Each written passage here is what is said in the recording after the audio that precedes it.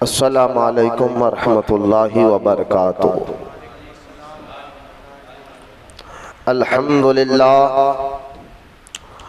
अल्हम्दुलिल्लाहि रब्बिल आलमीन वस्सलातु वस्सलामु अला सय्यिदिल मुरसलीन व अला आलिहि व अस्हाबिहि अजमाइन।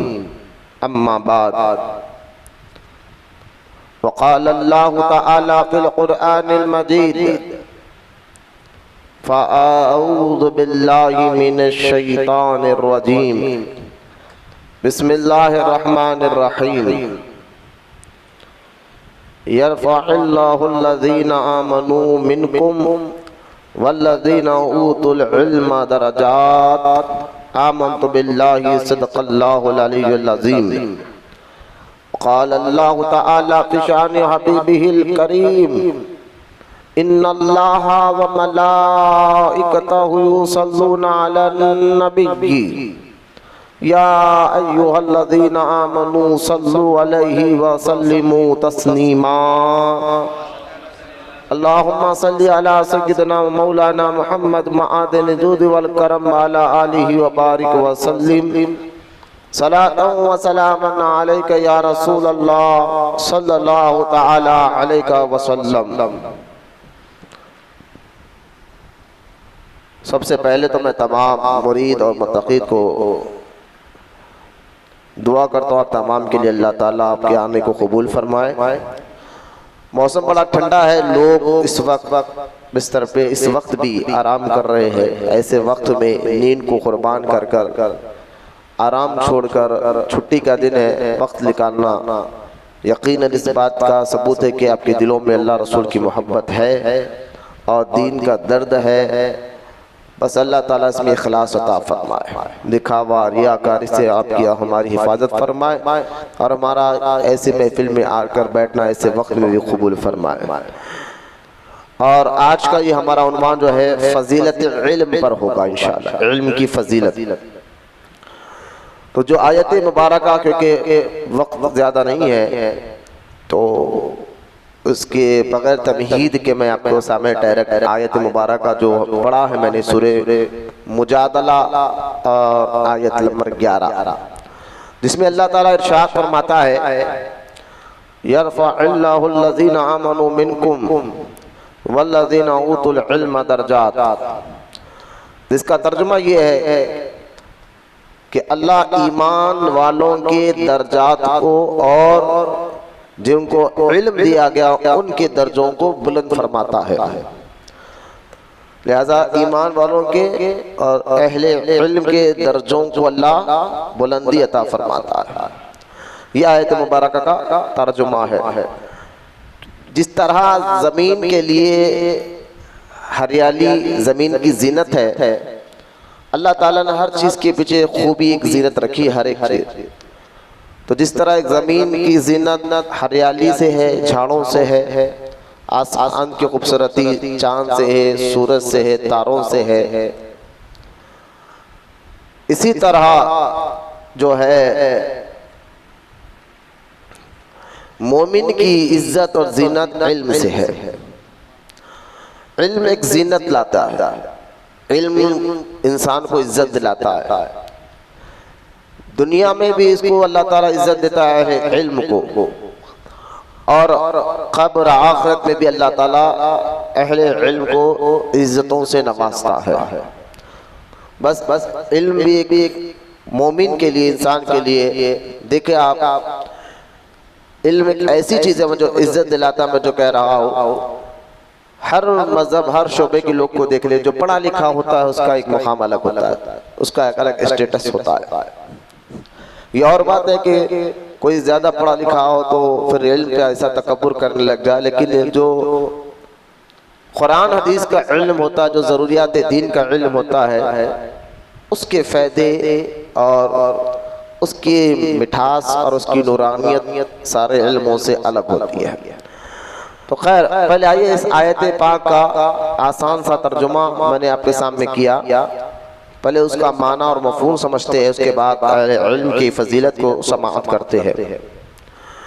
अल्लाह ताला इरशाद फरमाता है यरफ़अल्लाहु लज़ीना आमनू मिनकुम, बेशक अल्लाह ईमान वालों के और वल्लज़ीना ऊतुल इल्म दर्जात, और तुम में जो अहले इल्म है उनके दर्जात को बुलंद फरमाता है।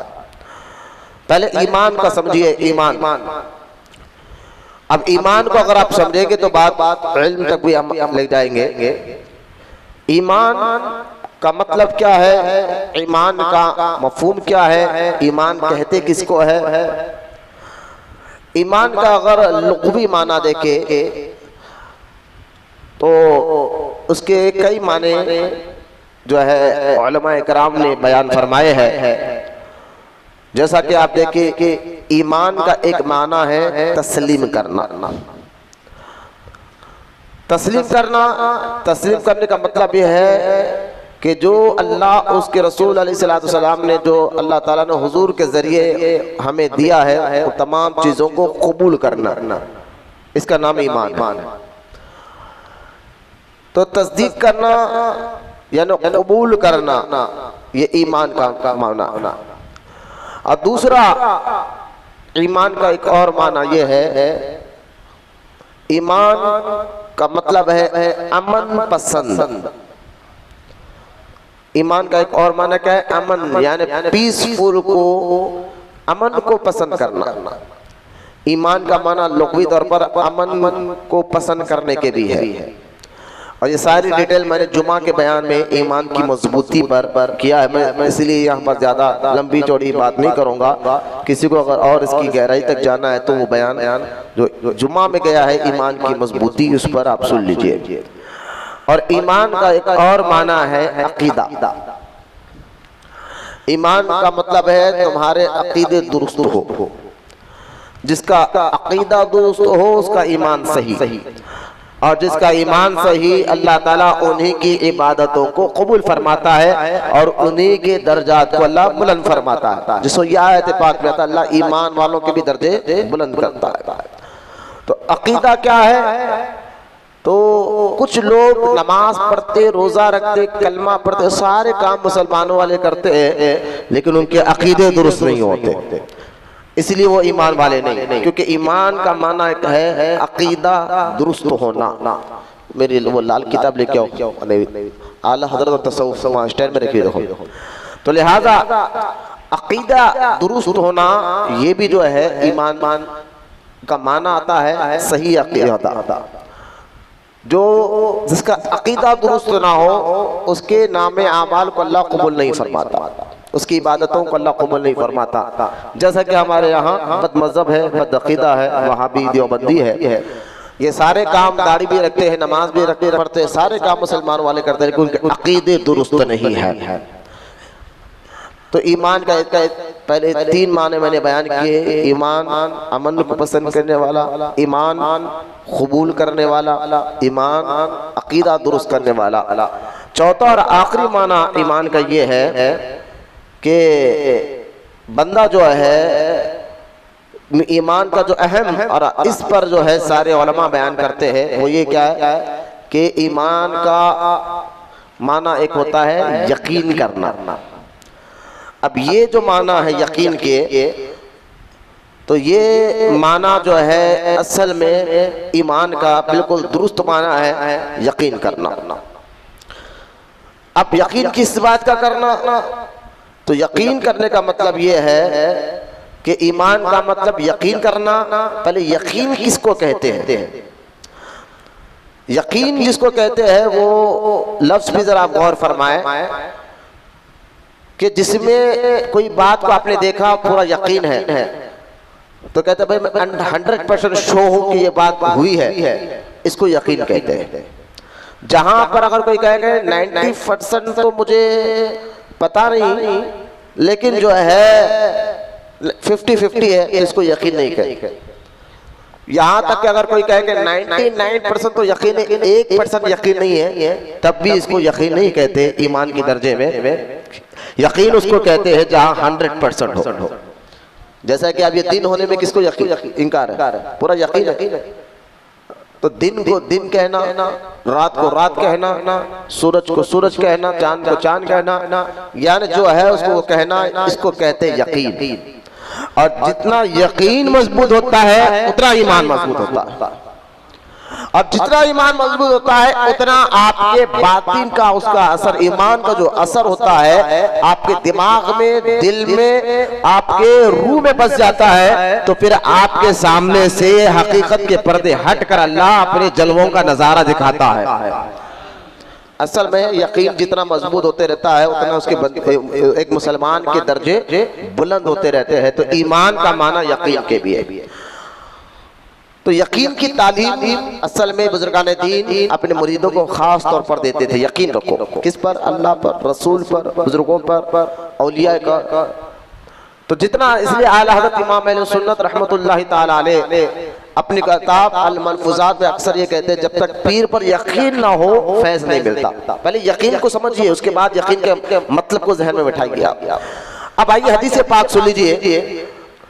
ये कंजुल अमल किताब में ये हदीस पाक है और मैं जिस हवाले से पढ़ रहा हूँ ये मकासिद इस्लाम बानी जाम निजामिया मौलाना अनवारुल्लाह फारूकी रजी अल्लाह ताला उनकी किताब का हवाला देते हुए पढ़ रहा हूँ।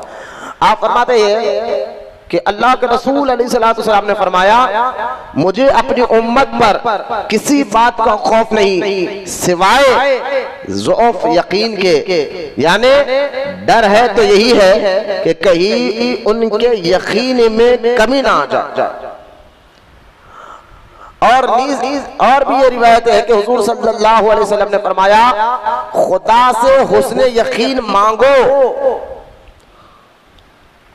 यानी सरकार पहली हदीस में सरकार फरमा रहे अलैहिस्सलाम, मुझे इस बात का डर है कि मेरी उम्मत में ईमान की कमजोरी, यकीन में कमजोरी आते जाए। आते के लिए आप क्या ये जो यकीन अल्लाह, रसूल, जन्नत, फरिश्ते, दोज़ख पर करना है, सिर्फ हम जुबान के रह गए। वो यकीन का लफ्ज अंदर असर नहीं कर रहा। ऊपर से तो हम कहते हैं यकीन करना, यकीन है, यकीन है, यकीन है, लेकिन यकीन है तो उस चीज का सबूत भी मिलता है हमारे अंदर ही।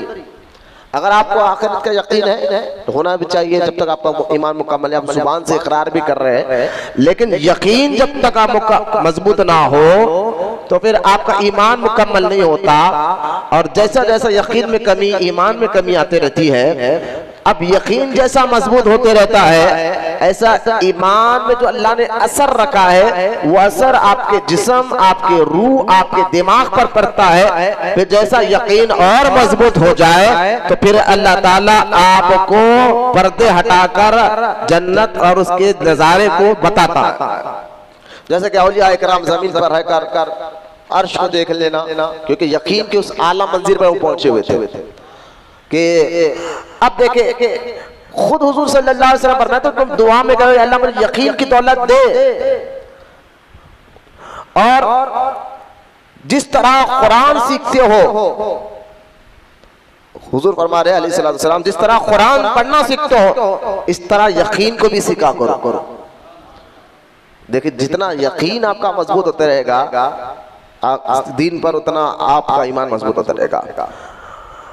अब कुरान पाक में भी अल्लाह ताला एक जगह फरमाता है, ये आयत मुबारक कुरान शरीफ की जो आयत यहाँ पर मकासिद इस्लाम में लिखी हुई है, बानी जाम निज़ाम ये आयत लिखते हैं और इसका तर्जुमा मैं आपके सामने रखता हूँ। वो लोग मुत्तकीन, वो लोग जो मुत्तकी है, परहेज़गार है, वो लोग यानी मुत्तकी आखिरत का यकीन करते हैं, आखिरत का यकीन करते हैं, वही हिदायत पर है, वही हिदायत पर है और वही कामयाबी पाने वाले हैं। अब ये आयत शरीफा कुरान शरीफ की इब्तिदा में पहले ही रुकू में यानी सूरह बकरा में, ताकि पहले में हर मुसलमान के नजर यानी शुरू में ये आयत मुबारक सूरह बकरा में है, वहुम बिल आखिरति हुम युकिनून उलाइका अला हुदम मिन रब्बिहिम व उलाइका हुमुल मुफ्लिहून। ये सूरह बकरा अलिफ लाम मीम जो हम पढ़ते हैं वहां पर ये शुरुआत में है। तो बानी जाम निज़ामिया ये नुक्ता बयान करते हैं कि देखो ये आयत मुबारका को अल्लाह ताला ने कुरान के शुरुआत में ही रखा। शुरुआत में रखा ताकि बंदे को पता चले कि तुम जो शुरुआत कर रहे हो, जिस बात का इनकार कर रहे हो, तस्लीम कर रहे हो, अल्लाह का, आखिरत का, जन्नत का, दोज़ख का, मरने के बाद उठाए जाने का, उसके बाद हिसाब किताब का, तकदीर का, फरिश्तों का, इस सारी बातों पर जब तुम ये बात का इकरार कर रहे हो तो शुरुआत में तुम्हें ज़हन में रख लेना चाहिए कि ये लोग यकीन की मंजिल तुम्हें अंदर होना चाहिए, इन तमाम चीजों पर यकीन होना चाहिए, और वही लोगों को अल्लाह कामयाबी अता फरमाता है। तो शुरुआत में इसलिए बाने जामिल जामिया कह रहे हैं कि अल्लाह ताला ने ये आयत मुबारक को रखा ताकि शुरू में तुम समझ जाए कि यकीन कितनी जरूरी है ईमान के लिए। तो अब देखे यहाँ एक और वाक़या फिर बाने जामिल जामिया लिखा। पहले देखे बाने जामिल जामिया ने यकीन के बारे में, ईमान और यकीन का जिक्र कर रहा हूँ, तो कुरान जो आयत मैंने पढ़ी है जिसका पहला नुक्ता क्या अल्लाह ने फरमाया कि बेशक अल्लाह ईमान वालों और अहले इल्म के दर्जात को बुलंद फरमाता है। तो पहले हम एक आयत पाक का तर्जुमा और उसकी तफसीर के बारे में कुछ बातें आपको समझा रहा हूँ। अल्लाह मुझे और आपको सबको अमल की तौफीक अता फरमाए। तो ईमान यकीन का नाम है। जितना यकीन, और यकीन मैंने अभी आपको बताया 1% में भी उसमें कमी आ जाए अकीदे में और यकीन में तो फिर आपका ईमान नहीं आएगा। तो यकीन के बारे में मैंने 2 हदीसें और कुरान की एक आयत मुबारका मकासिद इस्लाम किताब से आपके सामने मैंने रखी है ताकि आपको पता चले कि कुरान हदीस में यकीन का मुकाम मर्तबा क्या है। फिर बाने जामिल जामिया ने कहा कि बुजुर्गान दीन यकीन का तरबियत अपनी औलाद को घर में भी देते थे, मुरीदों को खानखा में भी देते थे, यकीन रखो। आप देखे यहाँ बाने जामिल जामिया ने एक वाक़या लिखा, रोज़ुल रिहान में इमाम शाफ़ई ने लिखा है कि बादशाह वक्त ने शाह किरमानी रहमतुल्लाह ताला अलैह, शाह किरमानी रहमतुल्लाह ताला अलैह, किरमान ये ईरान का एक इलाका है किरमान, और वहाँ पर बहुत से बादशाह गुजरे हैं। तो वहाँ एक बुजुर्ग थे शाह किरमानी रहमतुल्लाह अलैह। बादशाह वक्त ने क्या किया कि उनको, उस बुजुर्ग को कहा कि मैं आपकी बेटी से निकाह करना चाहता हूँ। तो हजरत ने फरमाया, शाह किरमानी रहमतुल्लाह ताला अलैह ने फरमाया कि मुझे 1-2 दिन का वक्त दिया जाए।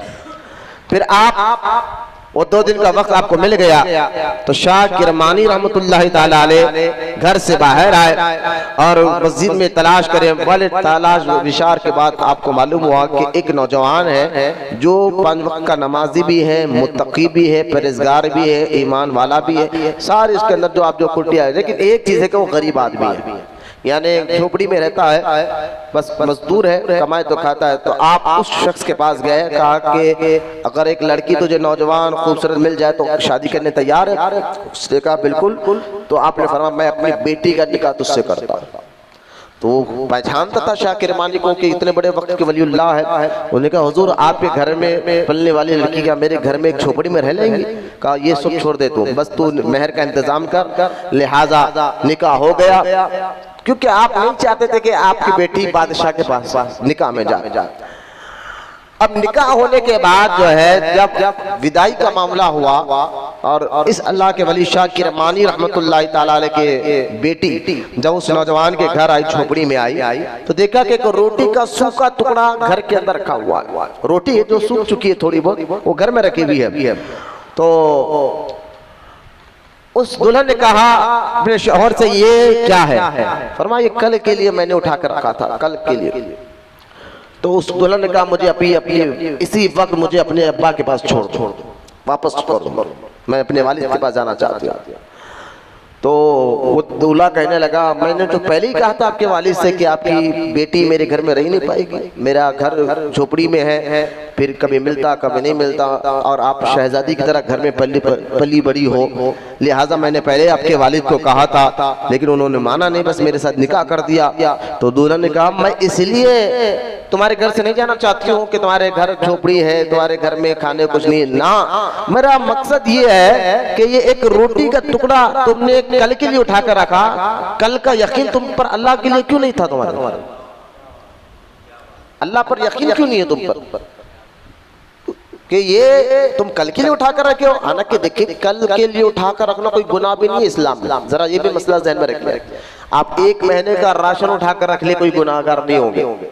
लेकिन यकीन के इस दर्जे की बात यहाँ बुजुर्गान दीन अपनी औलाद को तरबियत कैसा देते थे कि तवक्कुल का यकीन, अल्लाह पर यकीन, आखिरत पर यकीन। यहाँ ये बात बताना मकसद है, ये समझाना मकसद है। जो बानी जामिया कहते हैं बुजुर्गान दीन अपने घर में पहले यकीन की तरबियत दिया करते थे। आज जो है ना यकीन में जहाँ कमी आती है वहां पर हमारा ईमान डुकमुक होता है। दीन पर, इस्लाम पर, कुरान पर, हदीस पर सिर्फ जुबानी तो बातें होते हैं, अमल कुछ भी नहीं होता। तो अमल बताता है, लेकिन जब यकीन मजबूत हो तो फिर बंदा रूह से रूहानियत वाला हो जाता है, रूह से रूहानियत वाला हो जाता है। तो यकीन का अल्लाह मलिका हमारे अंदर पैदा करने की तौफीक अता फरमाए। यकीन जितना मजबूत होता रहता है उसका ईमान उतना ज्यादा मजबूत होते रहता है। तो खैर, मेरा टॉपिक ये नहीं है कि मैं आपको सामने ईमान के मुताल्लिक बातें करूं।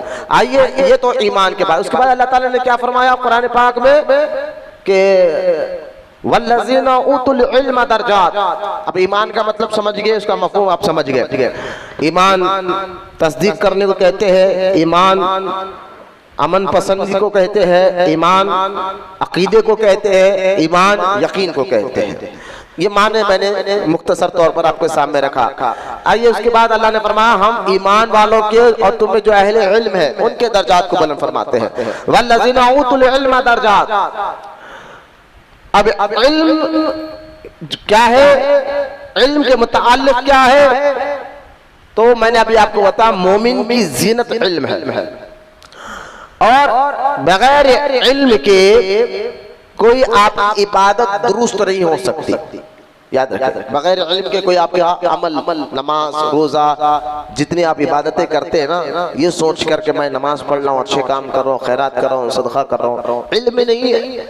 तो अपने कई ऐसे लोग हैं जो अपने गुमान में वो नेकी समझते हैं, लेकिन वो गुनाह होता है, क्योंकि इल्म इबादत को आसान करता है।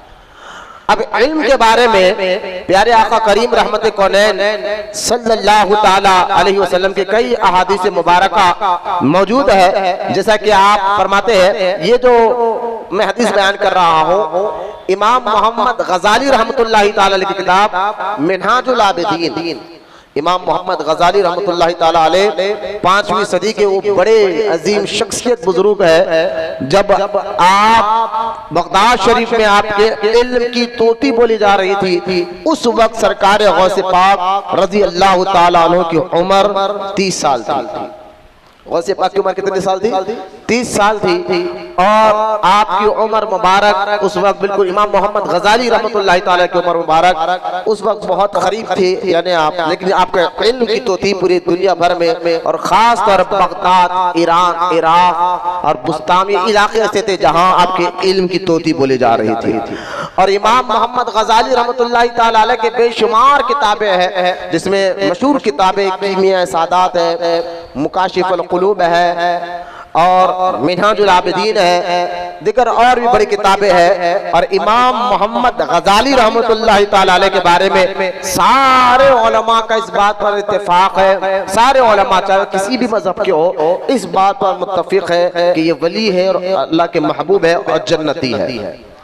कोई भी इनके खिलाफ बदअकीदा भी कुछ बातें नहीं करता, बल्कि इनकी किताबों के हवाले देता इमाम मोहम्मद गजाली रहमतुल्लाहि ताला अलैह। और अल्लाह ताला ने इनको ऐसा इल्म और ऐसा कमाल अता फरमाया था, इल्म और अमल और तसव्वुफ हर चीज, हर फील्ड में आपकी किताब है। लेकिन खास तौर पर आपने अपने दौर के अक़लियात रखने वाले, जो कुरान से नहीं, हदीस से नहीं, अक्ल से दीन समझना चाहते थे, उनके आप इमाम मोहम्मद गजाली वो बुजुर्ग है जिन्होंने बड़े बड़े अक़लियात वालों के चुप कराकर उनको दीन समझाया था।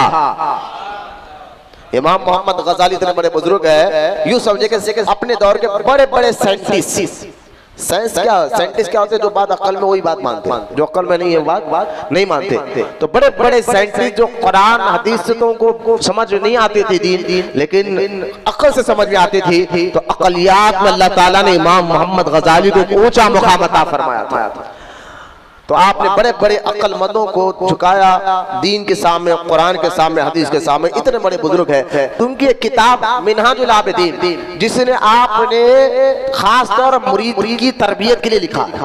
ये किताब मुरीदों सालिक की, जो अल्लाह की राह में अल्लाह तक पहुंचना चाहता है और अल्लाह को राजी करना चाहता है, यूं समझिए मिनहाजुल आबिदीन वो किताब है जिस किताब में इमाम मोहम्मद गजाली ने अल्लाह तक पहुंचने का रास्ता कैसा है, क्या क्या पड़ाव पार करना पड़ता है, उन तमाम बातों का जिक्र इस किताब में आपने लिखा है। अब देखें, इमाम मोहम्मद गजाली फरमाते रहमतुल्लाहि ताला अलैह, सबसे पहले जो पहला पड़ाव है, यानी अल्लाह तक पहुंचने के लिए जो पहला पड़ाव पार करना है, उस पहले पड़ाव का नाम इल्म है। आप देखिए इतने बड़े बुजुर्ग हैं, पहला पड़ाव का नाम क्या है? इल्म है। अब फरमाते हैं हदीस पाक में अल्लाह के रसूल अलैहिस्सलातु वस्सलाम ने इरशाद फरमाया, अब यहाँ हदीस पाक आपने बयान फरमाया, आपने फरमाया कि अहले इल्म की फजीलत ऐसी है आबिद पर, यानी उलमा की फजीलत आबिद पर ऐसी है जैसा मेरी अपने अदना उम्मती पर है। मतलब क्या है? जो आबिद कहते हैं इबादत गुजार को, लेकिन इल्म नहीं, रात और भर नमाजें तो पढ़ रहा, नफिल रोजे रख रहा है, ना उसको फराइज के इल्म है, ना वाजिबात का इल्म है, ना सुन्नत का इल्म है, किसी चीज का इल्म नहीं है। तो अब इमाम मोहम्मद गजाली फरमाते, हुजूर की हदीस है कि आबिद की फजीलत ऐसी है, यानी सारे इबादत गुजार आलिम की फजीलत ऐसी है आबिद पर कि सारे इबादत गुजार जो बगैर इल्म की बात कर, उनसे ऊंचा मुकाम अहले इल्म का है, जैसा मेरी फजीलत है उम्मती पर। ये सरकार ने मिसाल देकर बयान फरमा दिया कि इल्म जो है कितने अहम और कितनी जरूरी चीज है। तो पहला पढ़ो, पहला चीज जो है कि इल्म। और सहाबा इकराम ने अर्ज किया कि माल दौलत के मोहताज तो आप सल्लल्लाहु अलैहि वसल्लम नहीं, बल्कि इल्म के मोहताज। तो जो शख्स इल्म ना सीखे वो इबादत और उनके अरकान का ठीक तरीके से अदा नहीं कर सकता। बिल फर्ज अगर कोई शख्स तमाम आसमानों के फरिश्तों जितनी इबादत करे मगर इल्म ना हो तो वो बेकार है।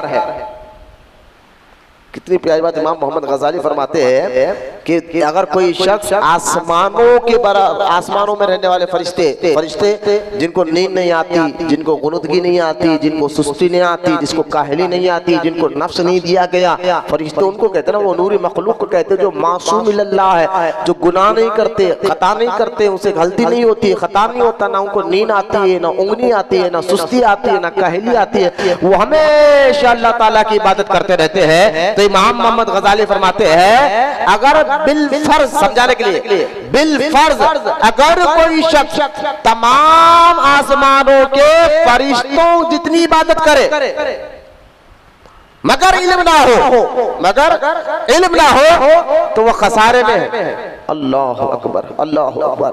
इसलिए अब आगे फरमाते हैं मोहम्मद गजाली, इसलिए जिस तरह भी हो इल्म जरूर हासिल करो और उसके हासिल करने में परेशान और सुस्त ना बनो। जरा तो लोग अव्वल नहीं आते, 12 बजे 12:30 बजे आ रहे हैं ना, जरा ये कान खोल कर सुने।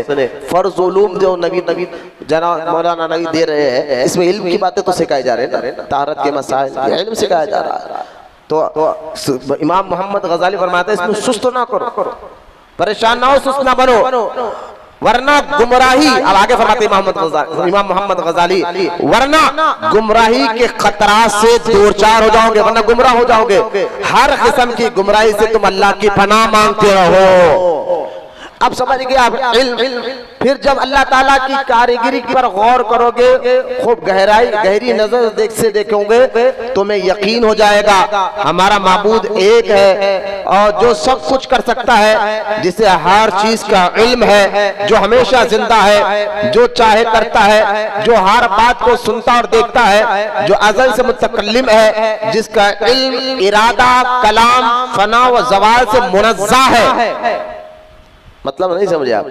यानी अगर आपके पास इल्म नहीं है तो आप जो है ना अल्लाह की तौहीद और अल्लाह के ज़ात और सिफात को भी नहीं समझ सकते, जो आपको समझना हर मुसलमान के लिए जरूरी है। अल्लाह ताला के लिए कुछ बातें ऐसे हैं जिसका समझना हर मुसलमान के लिए जरूरी है। अगर सिर्फ अल्लाह तो मान एक है, लेकिन उसकी जात और सिफात के बारे में कुछ बातें जो जानना जरूरी है, और वो बातें आप किसी गैर में मान रहे हैं तो आप शिर्क आपसे हो जाएगा। तो ये उसकी जात के मुतालिक, उसके सिफात के मुतालिक क्या बातें जानना जरूरी है, फरमाइए इल्म से पता चलता है। अब आगे फरमाते, जैसे कि इसकी मिसाल इमाम मोहम्मद गजाली देते हैं कि जब तुम अल्लाह ताला की कारीगिरी पर गौर करोगे, खूब गहराई से नजर से देखोगे, तुम्हें यकीन हो जाएगा हमारा माबूद एक है जो सब कुछ कर सकता है, जिसे हर चीज का इल्म है, जो हमेशा जिंदा है। देखिए अल्लाह के लिए क्या यकीन रखना है, जो हमेशा जिंदा है और जो चाहे करता है, जो बात को सुनता और देखता है, जो अज़ल से मुतकल्लिम है। ऐसा नहीं कि बाद में बात करना है, अज़ल से मुतकल्लिम है, जिसका इल्म, इरादा, कलाम, जिसका अल्लाह का इल्म, इरादा, कलाम फना और ज़वाल से भी मुनज़्ज़रा है। यानी अल्लाह का इल्म और अल्लाह ताला का इरादा और जो है, इसको कभी खत्म होने वाली चीज नहीं है। हम जब तक जिंदा है हमारा इल्म चलेगा, जब तक हम जिंदा रहे हमारी बात चलेगी। हम खत्म, हमारा इल्म खत्म, हमारी बात खत्म, लेकिन अल्लाह इससे भी पाक है। इसलिए फरमाते मोहम्मद गजाली के अल्लाह का इल्म और इसका इरादा, कलाम, फना, ज़वाल से मुनज़्ज़ा है। फिर आगे देखिए फरमाते, जो हर ऐब और नक्स से पाक है। जो है, इसलिए कहते ना वहाबी कि अल्लाह झूठ बोल सकता है, माने कि झूठ ऐब है, झूठ में ऐब है, खराबी है। बोले हाँ, फिर वो यहाँ तो शुरू से उलमा लिख रहे हैं कि अल्लाह हर ऐब से पाक है। ये तो 5वीं सदी के बुजुर्ग है ना, जो हर ऐब और नुक्स से पाक है। इमाम मोहम्मद गजाली, इमाम अहमद रजा का नहीं, इमाम मोहम्मद गजाली का कौल है रहमतुल्लाह अलैह। लिहाजा फिर फरमाते हैं, जो मुमकिनात की सिफात से मौसूफ नहीं हो सकता, ना ही मखलूक अशिया की खुसूसियत उसमें पाई जा सकती है, ना वो मखलूक में से किसी बात में मुशाबा है, ना मखलूक ही किसी अमर में उससे मुशाबा है। वो मकाम जिहत के कदीम से पाक है और आफात हवाइस इस पर नहीं आ सकते। इसी तरह जब तुम सरकार दो आलम सल्लल्लाहु, अब यहाँ तक तो अल्लाह ताला की तौहीद के बारे में, कुछ अहम जात और सिफात के बारे में आपने फरमाया, ना उसकी तरह कोई है, ना कोई उसकी तरह दिखता है, ना कोई मखलूक में उसकी कोई तरह है, ना उस पर कोई आफात आते हैं, कोई उसके ऊपर जवाल आता है, हर चीज से वो पाक है। यहाँ तक लिखने के बाद फरमाते, उसके बाद हुजूर यानी नबी कैसे होते हैं, उनके मोजज़ात क्या है, उनके खसाइस क्या है, उनके शान व अज़मत क्या है, ये ईमान वाले को इसका भी इल्म होना जरूरी होता है। जब तक इन बातों का इल्म नहीं होगा आपका ईमान नहीं होगा, जब ईमान नहीं होगा तो इबादतें बेकार चली जाएगी। अब यहाँ तक मैं आपके सामने इमाम मोहम्मद गजाली रहमतुल्लाहि ताला अलैह के बात मुतालिक मैंने आप फरमाता है कि जब तक इल्म नहीं, ना तौहीद आपके सही हो सकती है, ना रिसालत का पर नबी पर ईमान लाना आपका दुरुस्त हो सकता है। अब देखिए फिर आगे फरमाते इमाम मोहम्मद गजाली रहमतुल्लाहि ताला अलैह यहाँ पर हदीस पाक लाते हैं कि अल्लाह के रसूल अलैहिस्सलातु वस्सलाम ने फरमाया, आलिम की तरफ एक बार नजर मेरे नजदीक, आलिम की तरफ एक बार नजर मेरे नजदीक 100 बरस रोजे रखने, 100 बरस रात को नवाफिल पढ़ने से बेहतर है। अरे एक आलिम की तरफ जो एक आलिम होता है उसके तरफ आपका जाना, उसे इल्म हासिल करना, उससे सोहबत में बैठना, सरकार फरमाते हैं मेरे नजदीक 100 बरस नफिल रोजे रखने से बेहतर है, 100 बरस रात भर नफिल जाकर पढ़ने से बेहतर है। देख रहे हैं आप, रोजा रख रहे, पीर का रोजा रख रहे, जुमेरात का रखिए, ठीक है, लेकिन पहले इल्म तो हासिल करें आपने, जो चीजें आप पर फर्ज थी, तौहीद के बारे में, तहरत के मसाइल, नमाज के मसाइल, इसके बगैर इल्म सीखकर जो इबादत की जाती है, तो पहले अहले इल्म को अल्लाह कैसा मुकाम दे रहा है कि आलिम की तरफ एक बार नजर मेरे नजदीक, हुजूर फरमा रहे हैं 100 बरस रोजे रखने और 100 बरस रात को नफिल पढ़ने से बेहतर है। और एक जगह हुजूर सल्लल्लाहु अलैहि वसल्लम ने फरमाया, क्या मैं तुम्हें सबसे ज्यादा बुलंद मर्तबे वाला जन्नती ना बताऊं? सहाबा रज़ी अल्लाह तआला अन्हुम ने अर्ज किया, या रसूल अल्लाह सल्लल्लाहु अलैहि वसल्लम बताइए। तो आप अलैहिस्सलातु वस्सलाम ने फरमाया मेरी उम्मत के वो उलमा है। इल्म की फजीलत हुजूर बयान फरमाया मेरी उम्मत के वो क्या है, उलमा है, जिनको अल्लाह ताला ने बहुत ऊंचा मुकाम हो मर्तबा, यानी यहाँ तो फरमाया कि बुलंद मर्तबे वाला जन्नती है। आलिम दीन क्या होता है, बुलंद मर्तबे वाला जन्नती है। इन तमाम हदीस से साबित हुआ कि इबादत से इल्म अफजल है। इमाम मोहम्मद गजाली ये 2-3 हदीसें बयान करके फरमाते हैं। देखिए यहाँ पर मैंने कहा ना, किताब जो मैंने पढ़ रहा हूँ, जिस किताब से हदीसें मैं पढ़ रहा हूँ, ये किताब मिनहाजुल आबिदीन है, खासकर मुरीद सालिक की तरबियत के लिए आपने लिखी है। आप फरमाते हैं कि पहला पड़ाव अल्लाह तक पहुंचने का जो पहला पड़ाव पार करना है वो इल्म है। आप फरमाते हैं मंदिर वाला अहादीस से साबित हुआ कि इबादत से इल्म अफजल है, लेकिन इल्म के साथ साथ इबादत भी जरूरी है। इल्म के साथ साथ इबादत भी जरूरी है। बगैर इबादत इल्म का कोई फायदा नहीं, क्योंकि इल्म दरख्त के मानिंद है और इबादत फल की तरह, और दरख्त की कदर फल से होती है। अगरचे दरख्त असल है, लिहाजा बंदे के लिए इल्म इबादत दोनों का होना जरूरी है। इसलिए आप देखें यहाँ मोहम्मद गजाली रहमतुल्लाहि ताला अलैह हजरत ख्वाजा हसन बसरी रहमतुल्लाहि ताला अलैह से कौल फरमाते हैं। आप इमाम हसन बसरी रज़ी अल्लाह ताला फरमाते हैं इल्म को इस तरह हासिल करो, इल्म को इस तरह हासिल करो कि इबादत को नुकसान ना दे। इल्म हासिल कर रहे इबादत छोड़, ये भी गलत है। इल्म को इस तरह हासिल करो इबादत को नुकसान ना दे, और इबादत इस तरह करो कि इल्म को नुकसान ना पहुंचे। क्या प्यारी बात, बड़ों की बात तो बड़ी होती है, क्या प्यारी बात है, और ये बड़ी बड़ी पुख्ता बात है। इमाम मोहम्मद गजालियान कौल करे, ये बड़ी पुख्ता यानी मजबूत बात है। इल्म और इबादत दोनों जरूरी होते हैं। अब देखिए ये हदीस आपने बयान फरमाई इमाम मोहम्मद गजाली रहमतुल्लाहि ताला अलैह, फिर आगे आपने और भी हदीसों को बयान फरमाया इल्म इबादत जरूरी है, मगर पहले इल्म हासिल करना, इल्म इबादत दोनों जरूरी है, लेकिन मगर पहले इल्म हासिल करना जरूरी है, क्योंकि इल्म इबादत की बुनियाद और उसका रहनुमा है। इल्म इबादत की बुनियाद और उसका रहनुमा है। इसलिए आका करीम रहमत कौनैन सल्लल्लाहु अलैहि वसल्लम ने फरमाया इल्म अमल इल्म की बुनियाद है और अमल उसके ताबे है। इल्म अमल की बुनियाद है। इल्म क्या है, अमल की। इल्म नहीं है तो फिर बुनियाद नहीं तो इबादत क्या है ना।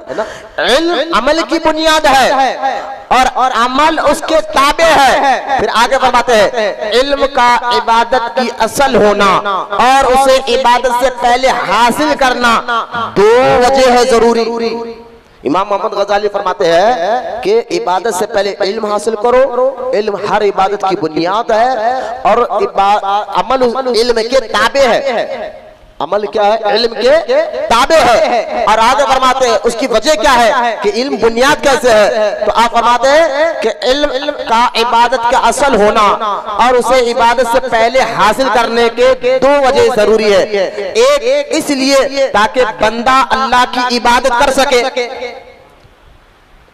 ताकि बंदा इल्म हासिल करेगा तो अल्लाह की इबादत करेगा, और उस इबादत को तमाम उयूब और नकाइस से वो महफूज रख सके। जैसा वो नमाज पढ़ रहा है उसमें ऐब नहीं होना चाहिए, रुकू कैसा करना है, सजदा कैसा करना है, इबादत कैसा करना है, तमाम नुकूस को महफूज महफूज रखे सके, क्योंकि बंदे पर लाजिम है कि पहले अपने माबूद को पहचाने फिर उसकी इबादत करे।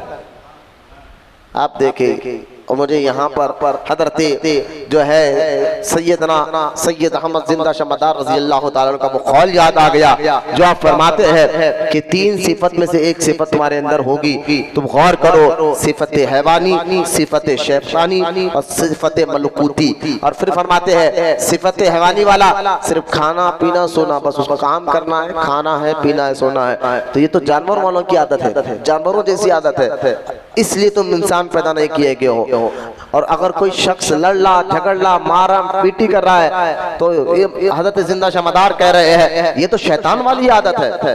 तुम्हारे हाँ जिसके अंदर मलकुती सिफत हो, अखलाक, इबादत, इल्म, अमल, अखलाक सारी चीजें हो, फरमाते हैं कि हाँ ये फरिश्तों वाली सिफत तुम्हारे अंदर है और इंसान को इसलिए पैदा किया गया। अल्लाह कुरान में फरमाता है हमने जिना इंसान को अपनी इबादत के लिए पैदा किया गया है। फिर इमाम मोहम्मद गजाली फरमाते हैं कि मलकुती सिफत तुम्हारे अंदर आएगी कैसे? अल्लाह की मारिफत से आती है, अल्लाह की मारिफत से आती है। फिर जिंदा शमदार कहते हैं अल्लाह की मारिफत तुम्हें हासिल कैसे होगी? आप फरमाते हैं इल्म से होती है। अल्लाह की मारिफत किससे होती है? इल्म से होती है। तब आपको अल्लाह की मारिफत आती है और तब आपके अंदर सिफत मलकुती पैदा होती है। अब देखे यही तो बात इमाम मोहम्मद गजाली कहते हैं कि इल्म हासिल करने की दो वजह है, जरूरी बुनियाद क्यों हर इबादत की? इसलिए कि ताकि बंदा इबादत कर सके और इबादत को तमाम उयूब और नकाइस से महफूज रखे, क्योंकि बंदे पर लाजिम है कि पहले अपने माबूद को पहचाने फिर उसकी इबादत में मसरूफ हो। और बंदा अपने माबूद बरहक की इबादत कर ही कैसे सकता है जबकि उसे ये मालूम ना हो उसके माबूद का नाम क्या है? इमाम मोहम्मद गजाली फरमाते हैं नाम क्या है, उसकी सिफतें क्या है और कौन सी चीज उसके शान के लायक है, कौन सी बातें उसके शान के खिलाफ है। बास औक़ात ऐसा होता है कि जेहालत की बिना पर बंदा अपने माबूद बरहक के लिए ऐसी सिफतों पर यकीन रखता है जो क़तअन उसके शान के लायक नहीं होती। बास औक़ात ऐसी बातें अल्लाह के लिए बंदा बोल देता जो उसके शान के लायक नहीं होती। और सोए इत्तेक़ादी के बाद इबादत, ऐसे गलत अकीदे के बाद उसकी इबादतें ज़ाया हो जाती है। अल्लाह अकबर, अल्लाह अकबर। इहया उलूम इमाम मोहम्मद गजाली की किताब है, उसमें आपने ये सारी बातें बहुत अच्छी तरह से बयान फरमाई है। अब यहाँ ये तमाम अहदीस में आपके सामने रखकर बस एक और चीज यहाँ इसकी क्लियर कर देता हूँ। वो चीज क्या है कि देखो पहले हम यहाँ हजरत मौलाए कायनात अलीउल मुर्तज़ा रज़ी अल्लाह ताला अन्हु का एक कौल जो मेरे से रह गया, मैं पहले वो आपके सामने बयान कर देता हूँ, क्योंकि अली वो है जिसके बारे में मेरे प्यारे आका रहमत कौनैन सल्लल्लाहु अलैहि वसल्लम ने इरशाद फरमाया मैं इल्म का शहर हूँ तो अली उसका दरवाज़ा है। लिहाजा हजरत मौलाए कायनात अली मुर्तज़ा रज़ी अल्लाह ताला अन्हु का कौल आप सुनिए। यहाँ इमाम मोहम्मद गजाली रहमतुल्लाह ताला अलैह अपनी किताब मिन्हाजुल आबिदीन में पहले जो है ये तमाम इल्म की फजीलत बयान करने के बाद यहाँ पर दो कौल लाते हैं, एक दाऊद अलैहिस्सलाम अल्लाह के नबी दाऊद अलैहिस्सलाम का, दूसरा मौलाए कायनात का। पहले आप सुन ले, क्योंकि जैसा कि हमने बयान किया कि इल्म का नफा बहुत ज्यादा है, क्योंकि बंदा इबादत के मामले में इल्म का मोहताज है और इबादत की दीवार इल्म पर ही कायम होती है। खासकर इल्म तौहीद, इल्म सिर पर इल्म के मुताल्लिक ये रिवायत आई है कि एक दफा अल्लाह ताला ने दाऊद अलैहिस्सलाम की तरफ वही फरमाई कि ए दाऊद इल्म नाफे हासिल करो। अब देखिए यहाँ बात बोलने का मकसद ये है इल्म क्या है, बात वक्त बंदे को बहुत तकब्बुर भी दिला देता है कि मैं बड़ा पढ़ा लिखा हूँ, ये जाहिल आदमी है, ये अनपढ़ आदमी है, तो तकब्बुर अल्लाह को पसंद नहीं है। फिर आप कह रहे हैं हजरत जब अल्लाह को तकब्बुर पसंद नहीं है लेकिन इल्म हासिल करने के बाद बंदा तो इतना तो कर सकता है कि भाई सामने वालों को कहे कि भाई तुम तो पढ़े लिखे नहीं हो, मैं पढ़ा लिखा हूँ, तो ये भी तकब्बुर है। लेकिन तकब्बुर को पहले समझे, तकब्बुर का मतलब ये है कि अपने आप को सामने वाले को कहना तू घटिया मैं तुझसे अच्छा हूँ। तकब्बुर का मतलब क्या है? किसी मसले में भी सामने वाले को गिरा देना कि तू कुछ नहीं है मैं अच्छा हूँ, इसका नाम तकब्बुर है। और तकब्बुर अल्लाह को पसंद नहीं है।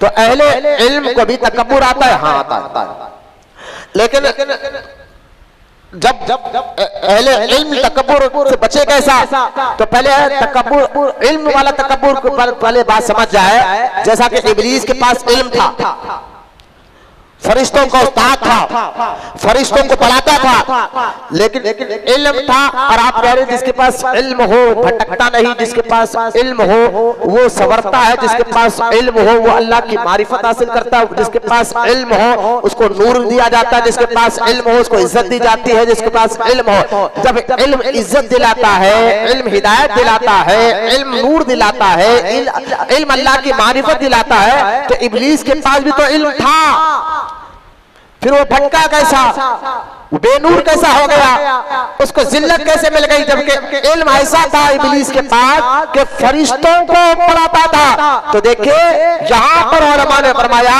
कि ये दो बातें ज़हन में रखे, एक होता है इल्म और उसमें तकब्बुर आना, और एक होता है अल्लाह के फजल से इल्म हासिल करना। तो लिहाजा फरिश्तों के पास इल्म जो था वो अल्लाह के फजल से था, अल्लाह के फजल से था, और इब्लीस के पास इल्म के बाद तकब्बुर था।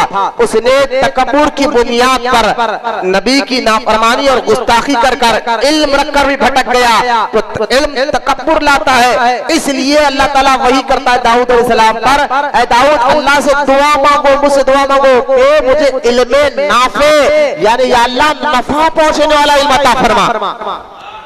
इसलिए अक्सर आपने मुझे भी देखा होगा मैं दुआ करता हूं अल्लाह इल्म नाफे अता फरमा, नफा पहुंचाने वाला है। और उस नीयत आपकी यानी इल्म हासिल कर रहे हो तो इस नीयत आपकी अल्लाह के फजल से हो, अल्लाह तेरा फजल है। जैसा कि गौसे आजम दस्तगीर रजी अल्लाह तआला अन्हु को जब शैतान भटकाया और कहा ए अब्दुल कादर मैं तेरा खुदा हूं, तो गौसे पाक रजी अल्लाह तआला अन्हु ने फौरन ला हौला वला कुव्वता इल्ला बिल्लाहिल अज़ीम पढ़ा, क्योंकि उसने आकर कहा था अब्दुल कादर मैं तेरा खुदा हूं, आज से तेरी इबादत को देखकर मैंने तेरे ऊपर सारी जिंदगी नमाजें माफ कर दी है, रोजे माफ कर दिया, तू इबादत करना छोड़ दे। तो गौसे आजम फरमाते हैं कि ये अंधेरे में एक उजाला आता है और आकर मुझको कहता है अब्दुल कादर मैं तेरा खुदा हूं और तुझको मैं तेरी इबादत से खुश होकर आज से मैं तुझे नमाजें माफ कर रहा हूं, इबादत माफ कर रहा हूं, लिहाजा सब इबादत करना छोड़ दे। तो गौसे आजम समझ गए ये इब्लीस हो सकता है, लिहाजा आपने फौरन लाहौल पढ़ा, तो जो उजाला था वो अंधेरे में छा गया। फिर उसने फिर भटकाया, अरे अब्दुल कादर तुझे तेरे इल्म ने बचाया, इल्म था ना, मालूमात थी, इल्म ने बचाया। तो गौसे पाक रजी अल्लाह ताला ने फरमाया कि ऐ बदबख्त मुझे अब भी भटकाने की कोशिश कर रहा है, मुझे मेरे इल्म नहीं अल्लाह के फजल ने बचाया है। तो इल्म अमल इखलास खौफ खुदा ये टॉपिक है इंशाल्लाह। यानी अहले इल्म सबसे ज्यादा अल्लाह से डरते हैं, जिसको अल्लाह इल्म नाफी अता करता है। तो इल्म तकब्बुर भी लाता है, तो इसलिए इल्म हासिल करते ही बुजुर्गान दिन मुरीद बनते थे ताकि वो तकब्बुर चले जाए। तो इल्म नाफे की दुआ मांगना, और जब भी इल्म हो तो सामने हमारी नीयत है कि अल्लाह तेरा शुक्र है, तेरा फजल है, मुझे नमाज का तरीका आ गया, मुझे रोजे का तरीका आ गया। सामने वाले को नहीं तो आप बगैर दिल में तकब्बुर लाए उसको इखलास के साथ सिखाने की कोशिश करें। लिहाजा अब देखे, अब ये बात समझ गए, दाऊद अलैहिस्सलाम पर अल्लाह ने वही की कि दाऊद इल्म नाफे हासिल कर। आपने अर्ज किया नाफे इल्म कौन सा है, तो अल्लाह ताला ने फरमाया इल्म नाफे वो है जिससे तुझे मेरे जलाल, मेरी अजमत, मेरी बड़ाई और हर शय पर मेरा कमाल कुदरत का पता चले, क्योंकि ऐसा इल्म ही तुझे मेरे करीब कर सकता है।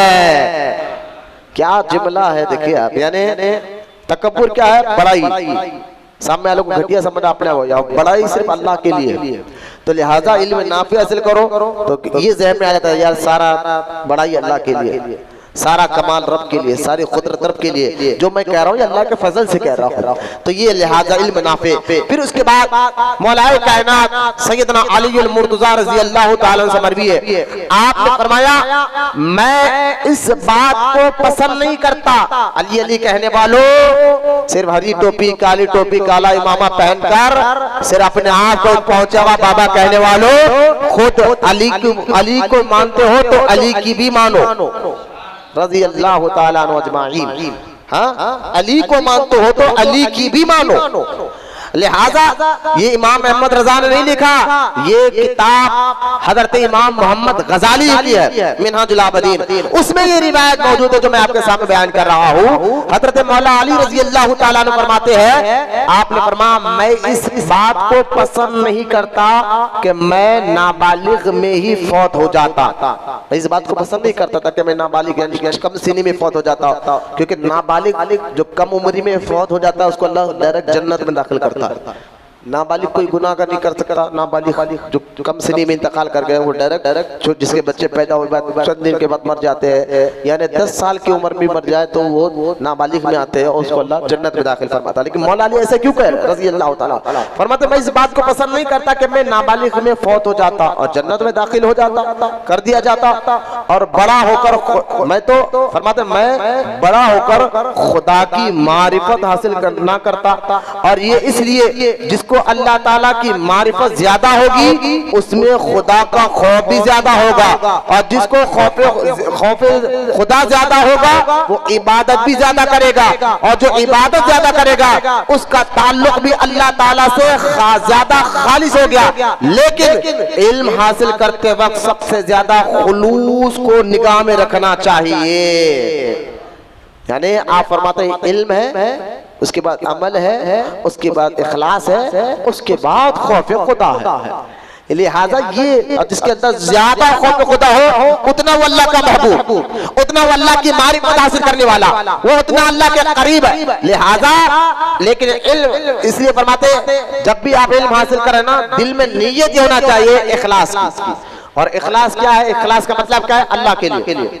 इखलास का मतलब क्या है? अल्लाह की रिजा के लिए। लिहाजा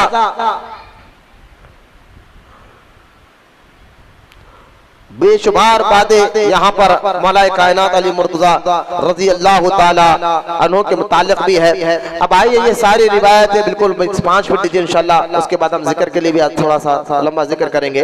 इल्म की फजीलत, उसकी अहमियत की बातें मैंने आपके सामने बयान की। हदीस पाक में आता है अल्लाह के रसूल अलैहिस्सलातु वस्सलाम ने यहाँ तक इरशाद फरमाया, क्योंकि हम निस्बती लोग हैं तो थोड़ी सी बात हम इल्म बातिन की भी बारे में, जाहिर और बातिन इल्म के बारे में भी जो 5 मिनट रह गया है उसके मुतालिक भी हम आपके सामने बयान करेंगे। लिहाजा एक हदीस पाक में आता है अल्लाह के रसूल अलैहिस्सलातु वस्सलाम ने फरमाया या तो आलिम बनो, या तो आलिम की सोहबत में बैठने वाले बनो, या तो इल्म हासिल करने वाले बनो, या तो फिर आलिम से मोहब्बत करने वाले बनो।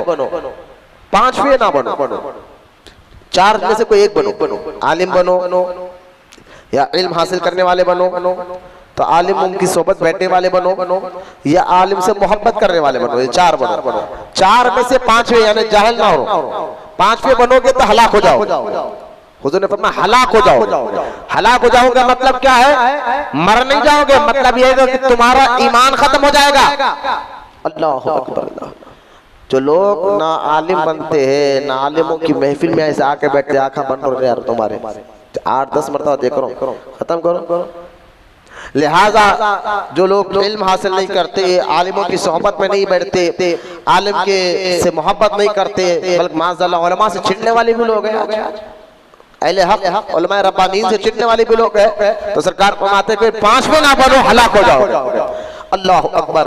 लिहाजा अब ये सारी बातें बयान कर रहे हैं, हदीस बयान करने के बाद अब देखिए जहां पर हजरत औलिया इकराम का एक कौल मैं आपको सामने पढ़ रहा हूँ। ये जो रिवायत मौजूद है कि औलिया इकराम फरमाते हैं, इसलिए औलिया इकराम फरमाते हैं कि सूफी जाहिल यानी सूफी है, अपने आपको सूफी कह रहा, पीर कह रहा, मुरीदा भी बना रहा, लेकिन है जाहिल,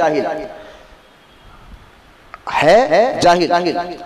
तो सरकार और बुजुर्गान ने फरमाते हैं सूफी जाहिल शैतान का मस्करा है, यानी शैतान उससे खेलता है, मस्करापन करता है। इसलिए हदीस में आया है हुजूर सल्लल्लाहु अलैहि वसल्लम ने फरमाया एक फकीह शैतान पर 1000 आबदों से ज्यादा भारी होता है। एक आलिम शैतान पर 1000 इबादत गुजारों से ज्यादा, 1000 लोग इबादत कर रहे हैं, शैतान को तक करने दो, रोजा न करे, नमाज पढ़े, करने दो। क्योंकि शैतान को डर उसको भटकाना चाहिए, कहता नहीं इनको करने दो। क्यों? इल्म नहीं है, मालूमात नहीं है, बगैर इल्म की इबादत करे, करने दो इसको। ये तो समझ रहे कि हम रात भर जग के नमाज पढ़ ले, करने दो इबादत। लेकिन जो आलिम होता है वो एक आलिम 1000 इबादत गुजार से भी ज्यादा शैतान को नुकसान पहुंचाता है, शैतान उससे डरता है, यानी तो आलिम है। तो लिहाजा जैसा कि आप देखिए एक और हदीस पाक में आता है कि डेली असर की नमाज के बाद समंदर पर एक तख्त बिछा जाता है, उस पर इब्लीस बैठता है और उस ऊपर बैठकर इब्लीस जो है मीटिंग बुलाता है, अपने चेलों को बुलाता है और बुलाकर पूछता है तुमने क्या किया आज, तुमने क्या किया, तुमने क्या किया, तुमने क्या। हर एक अपने अपने कारनामे बयान करो। एक उठ कर कहता है इब्लीस को, मैं सरदार मैं तो आज एक को शराब पिलाऊं जो पहली बार आज तक शराब नहीं होता मैंने पिलाया। इब्लीस होता है खुश हो गया, बैठ जाओ। दूसरा कहता है मैंने एक आदमी को जिना कराया जो आज तक जिना नहीं करता आज कराया। एक कहता है चेला उठकर मैंने जो है ना एक को जुआ खिलाया है। मैंने कहा, एक कहता है मैंने माँ बाप को गाली दिलाया है। एक कहता है कि मैंने लड़ाया है आपस में। एक कहता है मैंने एक को पहली बार एक के जरिए कत्ल कराया। हर चेला अपना अपने कारनामे बताता है। इब्लीस कहता है सुनता है खामोश बैठा है, सुनता है खामोश बैठा है। एक शख्स इब्लीस का एक चेला करता है खड़े होकर कि सरदार मैंने आज एक बच्चे को इल्म हासिल करने से रोका है। क्या क्या क्या इल्म हासिल करने से रोका है। इस बात पर इब्लीस इतना खुश होता है, उसको करीब हदीस में आता है, कोई किस्सा कहीं नहीं है, हदीस में आता है, उसको करीब बुलाकर उसको शाबाशी देता है और भी ठपकता है, उसको इनाम देता है कि असल काम ने तूने किया है, असल काम जो किया है तूने किया है। अब जितने चेले थे वो खड़े होकर कहते हैं कि सरदार हमने तो कत्ल कराया है, किसी ने शराब पिलाया है, किसी ने जुआ खिलाया है, किसी ने माँ बाप को गालियां दिया है, किसी ने लड़ी झगड़े कराया है, इतने बड़े बड़े कारनामे किए हैं और इसने सिर्फ एक लड़के को इल्म हासिल करने से रोका, तो आप इसको शाबाशी दे रहे हैं, आप इसको जो है इनाम दे रहे हैं, आप इसको हमारे सामने इसकी तारीफ कर रहे हैं।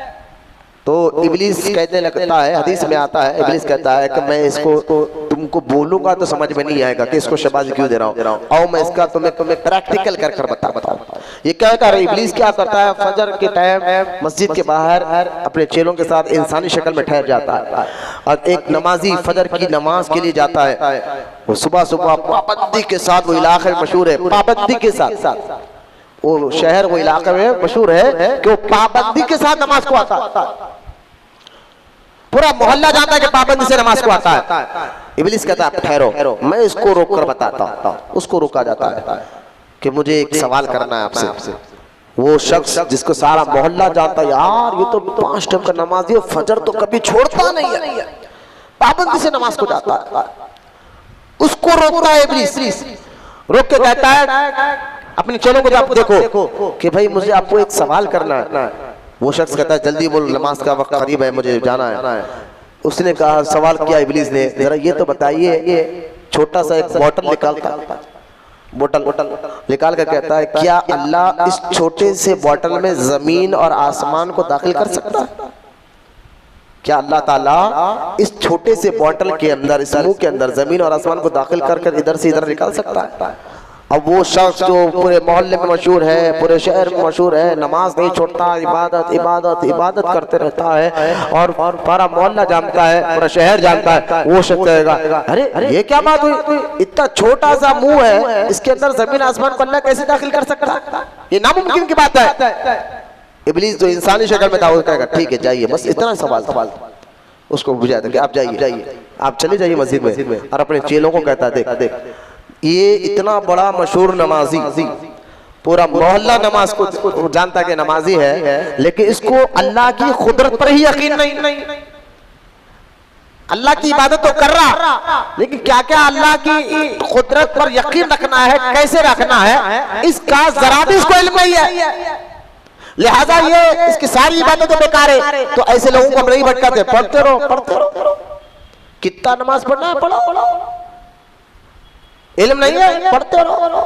आजकल ये इतनी जिहालत बढ़ गई है कि हमारे यहाँ जो नफिल इबादतें है, कुछ खवातीन इस्लामी बहनें उसको कहना फर्ज से ज्यादा उसको अहमियत दे रहे, इल्म नहीं रहने की बदौलत कि कुछ कहानियों की किस्से कहानियां देखे, फला बीवी की कहानी, फला बीवी की कहानी। नमाज की उतनी अहमियत नहीं, कहानी की बड़ी अहमियत हो जाए। इंतकाल के मौके पर ये हालत देख ले, शादियों के मौके पर ये हालत देख ले। तो लिहाजा ऐसे जाहिलों से इब्लीस खुश होता है। फिर दूसरे इब्लीस कहता है देखो ये बगैर इल्म की इबादत कर रहा है, इसको करने दो। फिर उसी वक्त वहाँ एक आलिम दीन जो है नमाज के लिए आते। इब्लीस कहता है देखो मैं इनको रुक कर बताता हूँ इल्म का क्या मुकाम होता है। इब्लीस रुकाता है, रुका कर कहता है मुझे एक सवाल करना है। वो आलिम दीन ने कहा कि जल्दी बता क्या सवाल है तेरा। तो उसने कहा कि यही सवाल कि एक छोटे से बोतल में अल्लाह जमीन आसमान को दाखिल कर सकता है। तो तो वो आलिम दीन ने कहा कि ला हौला वला कुव्वता इल्ला बिल्लाहिल अज़ीम, तू इंसान है या शैतान है? तू इंसान है या शैतान है?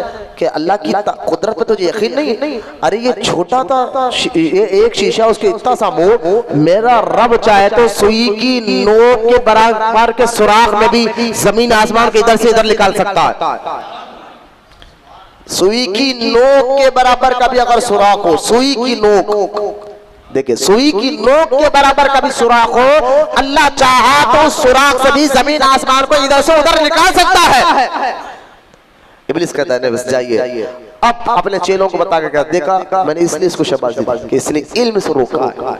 तो इल्म कितनी बड़ी फजीलत का चीज है। इसलिए इमाम मोहम्मद गजाली रहमतुल्लाह तआला अलैह फरमाते हैं कि सालिक के लिए पहला पड़ाव इल्म है, इन्हें इल्म हासिल करना। इसलिए यहाँ पर बुजुर्गान ने कौल लिखा है कि बगैर इल्म के मुजाहिदा वालों को, बगैर इल्म नहीं है, रात भर नमाजें पढ़ रहे, रोजे रख रहे। मैं तो प्रैक्टिकल देखा हूँ। मैं एक बारगाह में गया, सरकार खुतबुल इरशाद सैयद राजू हुसैनी रहमतुल्लाह ताला अलैह वहाँ नमाज असर में पढ़ रहा था। तो सुन्नत पढ़कर मैं बैठा हुआ था, तो एक शख्स बिल्कुल जिब्बे पे थे और हरी टोपी, हरा इमामा शरीफ उनके पास, और हरी टोपी थी और शाल हरी थी उनके कंधे पर, और उनके कोई नौजवान बच्चाओं के साथ साथ वो हाफिज साहब कहकर पुकार भी रहा था। चेहरे पे दाढ़ी भी माशाल्लाह एक मुठ बराबर, एक मुठ। होली से तो आप ये समझिए कि हरी टोपी, हरी शाल, छिब्बा, चेहरे पे दाढ़ी भी, और पूरा होली से ये दिख रहा था कि जनाब वाकई पढ़े लिखे शख्स है। और एक साथ वाला उनको हाफिज साहब कहकर पुकार भी रहा था। अब देखिए नमाज सुन्नतें पढ़ने के लिए खड़े होना, असर की सुन्नत, मैं उनके पीछे पड़ा हुआ था, मेरी नजर गई तो मैं कह रहा हूँ सुन्नत वो पढ़ने के लिए खड़े। यकीन जानिए वो हदीस मुझे याद आ गई जो फैज़ान सुन्नत में मैंने पढ़ा था कि सरकार अलैहिस्सलातु वस्सलाम ने फरमाया कि मेरी उम्मत में क़यामत के करीब ऐसे लोग पैदा होंगे जो 60 साल की उम्र तक नमाजें पढ़ेंगे, लेकिन अल्लाह ताला ना उनकी नमाजों को कबूल फरमाएगा, ना उनकी इबादत को कबूल फरमाएगा। सहाबा ने अर्ज़ किया या रसूलुल्लाह सल्लल्लाहु अलैहि वसल्लम क्यों? तो अल्लाह के रसूल अलैहिस्सलातु वस्सलाम ने फरमाया ना उनका रुकू सही तरीके से अदा होगा, ना सजदा सही होगा। और जो आका कह दो हक है। यकीन है ना? यकीन समझ गए ना? यकीन किसको कहते हैं? यकीन है। कल वो मंजर मैंने देखा, वो जनाब नमाज पढ़ ले ना रुकू बराबर कर रहे, पहले हाथ रखा बांध किच डायरेक्ट रुकू में। मैंने कहा अल्लाह अकबर। मैं समझ 2 सेकंड या 3 सेकंड में सूरह फातिहा कैसे इन्होंने पढ़ ली होंगे, इसके बाद ज़ब्बे सूरह कैसा पढ़ा होगा इन्होंने, उसके बाद फौरन रुकू में 2 सेकंड में बात मुश्किल रुकू में थे होंगे, उसके फौरन रुकू में जाते कि बोला चलो भाई बंदा, मैं समझता हूँ अपन एक मर्तबा सुभान रब्बियल अज़ीम पढ़ना तो वाजिब है, फौरन खड़े। अच्छा खड़े भी, जबकि ये मौजूद है शरीयत में, जब रुकू में से खड़ते ना तो पूरी पीठ सीधी खड़ा करना है, थोड़ा खड़ा होकर डायरेक्ट सजदे में चले जाने से नमाज रुकू ही नहीं होता। जब रुकू नहीं होता नमाज नहीं होती। रुकू नमाज में फर्ज का मुकाम है, रुकू करना नमाज के अंदर क्या है, फराइज में से है। तो रुकू करके जब सीधा खड़ना है, कमर सीधी करना है, आधी कमर, अभी पूरी कमर सीधी भी नहीं की, डायरेक्ट रुकू से सजदे में चले गए तो वो रुकू ही नहीं होगा। वो जनाब ना रुकू में सही खड़ रहे, सजदे में भी वो पूरे उंगलियां बिल्कुल उठे हुए हैं। होलिया क्या मैंने आपको बताया, पूरे उंगलियां उठे हुए हैं, नमाज पढ़ रहे। अच्छा चलिए ठीक है, 4 रकात ने बल्कि 5 रकात उन्होंने नमाज पढ़ी। सुन्नत तो 4 रकात होती है, 5 रकात, क्योंकि मैं किसी का ऐप बयान में उनके बिल्कुल पीछे बैठा हुआ था एकदम। तो मेरी नजर गई तो मैं आपको बयान कर रहा हूँ। जो बुजुर्गान कहते हैं बगैर इल्म की इबादत करने वाला, जो बुजुर्गान फरमाते हैं शैतान उनको उंगलियों पर नचाता है। बगैर इल्म के इबादत करने वालों को शैतान उंगलियों पर नचाता है। और बल्कि एक बुजुर्ग फरमाते हैं मुंह में लगाम, नाक में नकील डालकर जिधर चाहता है उधर फिराता है, और अपने जी में और वो अपने जी में समझते हैं, यानी वो इबादत अपने जी में समझते हैं कि हम बहुत अच्छा काम कर रहे हैं, हम बहुत अच्छा काम कर रहे हैं। लिहाजा ये प्रैक्टिकल तौर पर देखने में आ रहा है, मजहबी लोग दिखने में, लेकिन ना उनको ताहरत के मसले मालूम, ना वुजू के मसले मालूम, जबकि इल्म दीन का हासिल करना हर मुसलमान मर्द औरत पर फर्ज है। हर एक को आलिम बनना फर्ज नहीं है, लेकिन नमाज जो चीजें इबादत इस्लाम में फर्ज है उसका इल्म हासिल करना भी फर्ज है। जो चीज शरीयत में वाजिब है उसका इल्म हासिल करना भी वाजिब है। लिहाजा जो फराइज और वाजिबात है कम से कम उसका इल्म हासिल करने वाले बने, ताकि हमारी इबादत दुरुस्त हो, सही हो। इंशाअल्लाह अब ये पाठ अल्लाह अगर जिंदगी रखा तो हम आने वाले दिनों में बयान करेंगे। अल्लाह की बारगाह में दुआ है अल्लाह ताला हम तमाम को कहने सुनने से ज्यादा अमल की तौफीक अता फरमाए। अल्लाह हमें इल्म नाफी अता फरमाए। अल्लाह ताला जाहिर बातिन जिस्म रूह को दिल को पाक बताए। या अल्लाह तो पाक बना और हमारे दिलों में इल्म नाफी को दाखिल फरमा। वमा अलैना इल्लल बलाग वल्हम्दुलिल्लाहि रब्बिल आलमीन।